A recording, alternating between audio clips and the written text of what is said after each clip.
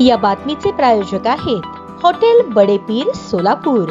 Chicken biryani फक्त 60 रुपयात। समाजातील पांढरपेशा वर्ग म्हणून डॉक्टर आणि वकील यांची ओळख आहे। एखादी गोष्ट इतर कोणी सांगणे आणि डॉक्टर वकिलांनी सांगणे यामध्ये फरक आहे। त्यामुळे डीजे बंदीच्या लढ्यात डॉक्टरांपाठोपाठ सर्व वकिलांनीही एकत्र येऊन लढा देण्याचा निर्णय घेतलाय। डीजे बंदीच्या लढ्यात सक्रिय सहभाग नोंदवण्याबरोबरच डीजे वाल्यांचे कोणतेही खटले आम्ही वकील घेणार नाही असा निर्धार सोलापुरातील वकील संघटनांनी केला आहे। डीजे मुक्त सोलापूर कृती समिती, bar association, notary association, ITSTP च्या पदाधिकाऱ्यांच्या बैठकीत हा निर्णय घेण्यात आला। प्रारंभी वरिष्ठ पत्रकार सिद्धाराम पाटील यांनी प्रास्ताविक केले। बैठकीत उपस्थित असलेल्या सर्व वकिलांनी डीजे वाल्यांची प्रकरणे न हाताळण्याचा ठराव एकमताने मंजूर केला। येत्या काळात या संबंधीचे ठराव आपापल्या संघटनात करण्यात येणार आहेत, अशी ग्वाही पदाधिकाऱ्यांनी दिली। महापालिका आयुक्तांना डीजेवर कायमस्वरूपी बंदी आणण्याबाबत निवेदन देण्याचा निर्णय घेण्यात आला आहे। डीजेचा त्रास प्रत्येक समाज घटकाला होतो, विशेषतः मूळ शहरात राहणारे नागरिक, दुकानदार, व्यापारी, या परिसरातील कार्यालय असलेल्या सर्व आस्थापनांचे 2 ते 3 दिवस एका मिरवणुकीसाठी वाया जातात। मिरवणुकीच्या अगोदर 1 ते 2 दिवस मोठमोठे कंटेनर रस्त्यावर लावले जातात। मिरवणुकीच्या दिवशी तर रस्ता 12-14 तास वाहतुकीसाठी बंद केला जातो। त्यामुळे शहराला लागलेली डीजेची कीड कायमस्वरूपी घालवणे आवश्यक आहे, असा सूर बैठकीत निघाला। बैठकीला डीजे मुक्त